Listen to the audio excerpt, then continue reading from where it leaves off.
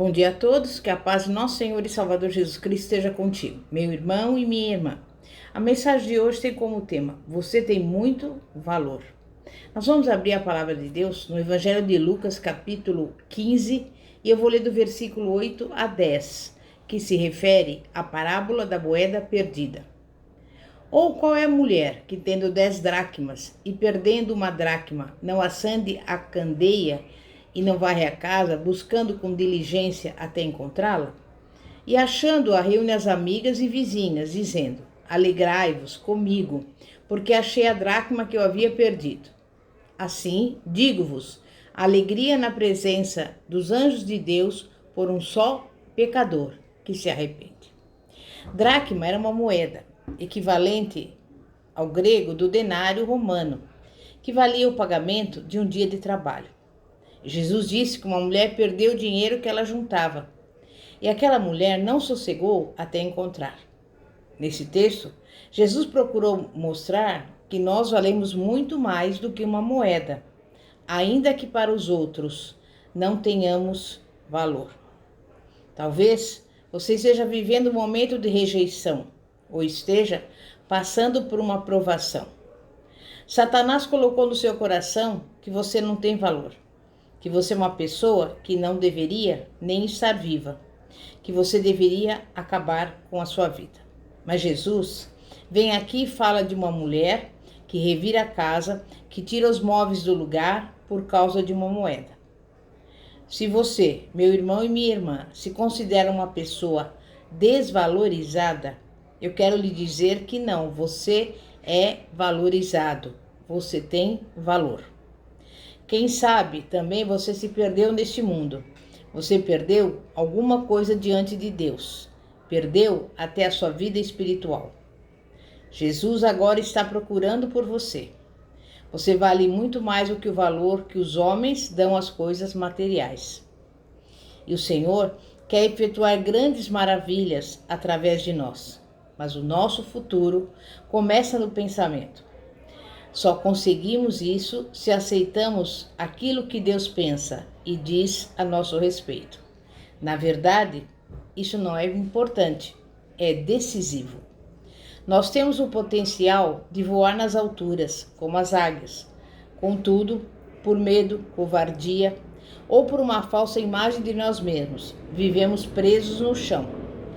Como as galinhas, temos os céus como limite e nos contentamos com a grama do quintal. Precisamos compreender que o Senhor nos deu capacidade e talentos e que temos potencial para alcançar o que Deus quer. Temos de desenvolvê-los, aplicá-los e fazer a obra que o Senhor tem para nós. A Bíblia mostra exemplos de pessoas que aparentemente não poderiam fazer nada para Deus, mas que foram responsáveis por grandes livramentos e por muitas obras no meio do povo de Israel. Moisés foi um menino que nasceu no meio da pobreza e da escravidão. Depois de ser descoberto pela filha de Faraó, ele foi criado no luxo e esplendor da realeza egípcia. Moisés teve a melhor educação, treinamento militar e preparo social que o dinheiro podia comprar. Ele tinha aparência de egípcio, andava como egípcio e falava como tal. Contudo, no coração era hebreu. Quando ele viu um egípcio maltratando um hebreu, não conseguiu se controlar. Tentou defender o hebreu e acabou matando o egípcio. E assassinato era um crime passível de morte, mesmo para um membro da família real. Moisés, que passara anos vivendo em riqueza e luxo no palácio, precisou fugir de Faraó. Foi para o deserto do Sinai e chegou a Midian. Lá viveu por 40 anos. O homem que nasceu pobre, mas fora criado no luxo, acabou vivendo na obscuridade do deserto. Ele achava que Deus havia desistido dele. No entanto, o Senhor o preparava para ser um líder mais forte e mais eficiente no futuro. Depois de viver 40 anos no deserto, cuidando do rebanho do seu sogro, Moisés teve um encontro com Deus. Ele foi ao Monte Sinai e na encosta da montanha viu uma sarça que ardia em chamas, mas não se consumia. Aquele fato o impressionou, tanto que resolveu se aproximar para melhor examinar o fenômeno.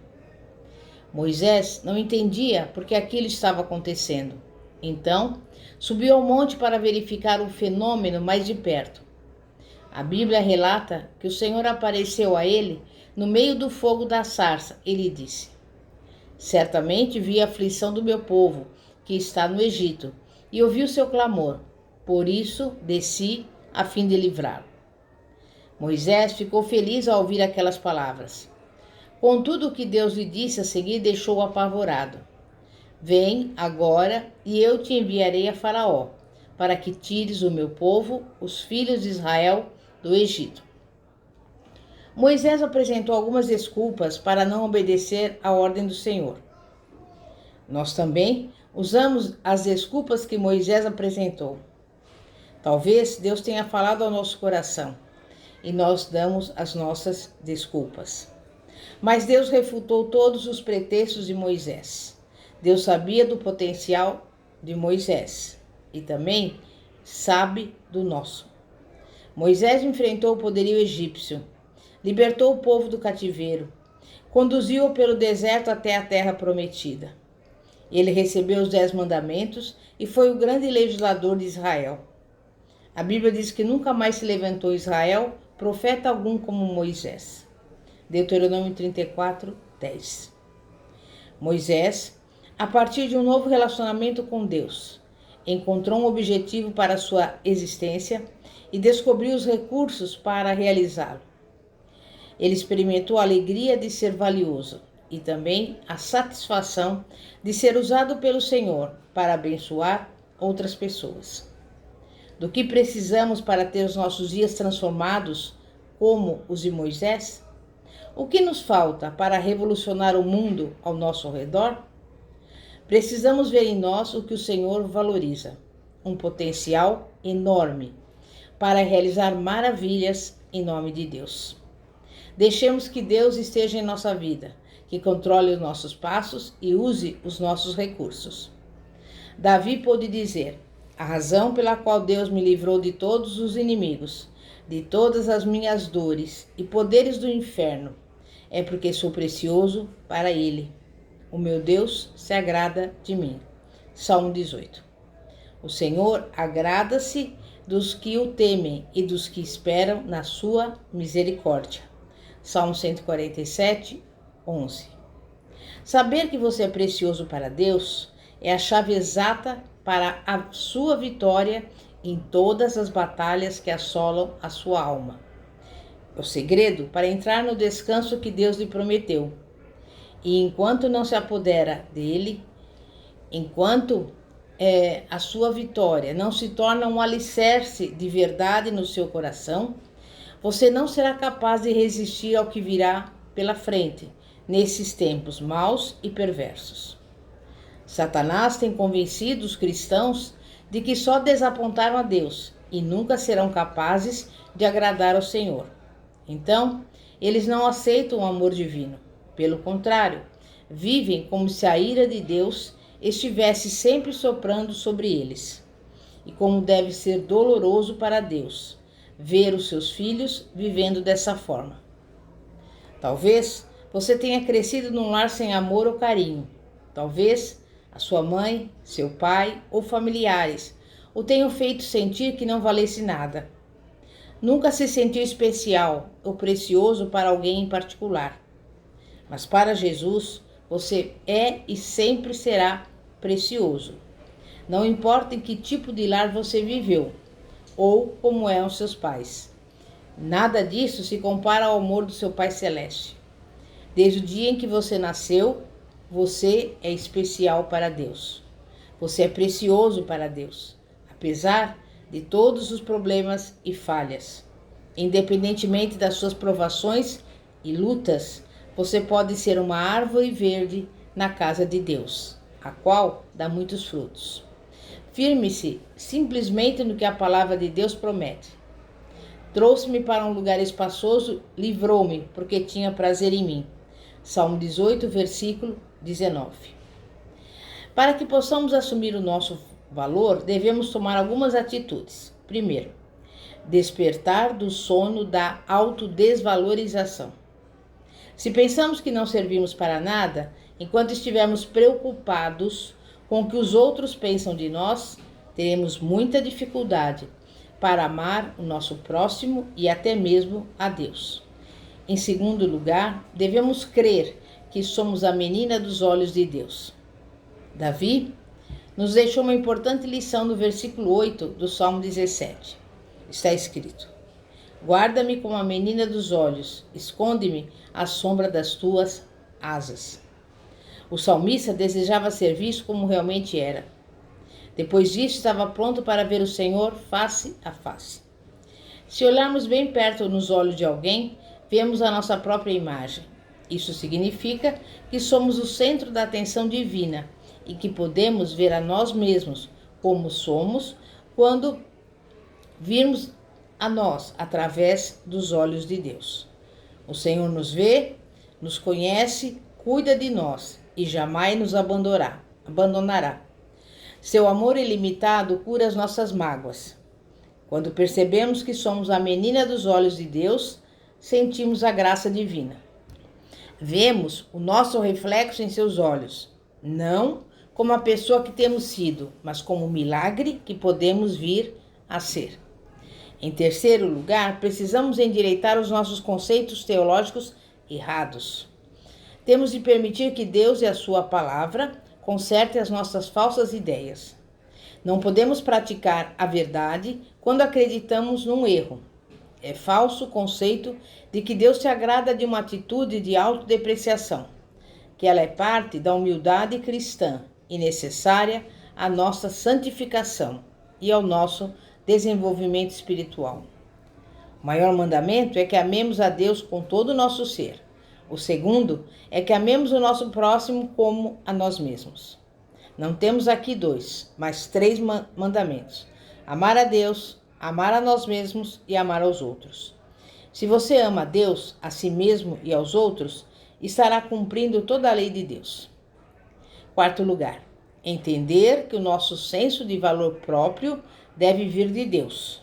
Devemos formar o nosso senso de valor próprio a partir do que Deus diz, e não dos falsos reflexos que vêm das outras pessoas ou mesmo do diabo. Quinto lugar, Deus ama tanto porque Ele tem um infinito amor por cada um de nós. E sexto lugar, Deus dá tanto valor, um valor tão elevado, que entregou a vida do seu Filho, Jesus Cristo, para nos salvar. Meu irmão, minha irmã, de onde você vai tirar a base para formar a sua imagem própria? Das distorções da sua infância? Das mágoas do passado? Das falsas ideias que foram colocadas em você? O diabo nos cega e quer distorcer tudo. Vou escutar a opinião que Deus tem de mim.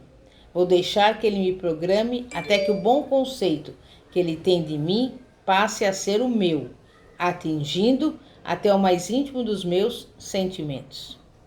Permitamos que Deus nos ame e deixemos que Ele nos ensine a nos amar a nós mesmos e a amar os outros.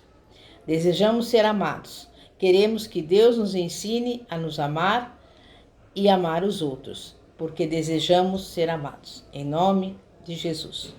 É momento de oração. Santíssimo Deus e poderoso Pai, muito obrigada por tudo que o Senhor tem feito, pelo seu amor incondicional, incomensurável que o Senhor tem por nós, porque deu o seu Filho amado Jesus Cristo para que morresse na cruz do Calvário e houvesse a salvação de toda a humanidade, houvesse a possibilidade de nós estarmos contigo e termos vida eterna. Senhor, Tu reviraste o mundo de cabeça para baixo para nos encontrar. Que nunca percamos a certeza de que temos valor para Ti e que possamos ser usados por Ti para encontrar mais pessoas que estejam longe da Tua presença e presas à cadeia da autodepreciação. Em nome de Jesus. Amém. E graças a Deus. Glória a Deus. Pastora Fátima, da Igreja Evangélica Apostólica Poder de Cristo. Que a paz de nosso Senhor e Salvador, Jesus Cristo, esteja contigo. Amém. E graças a Deus. Glória a Deus.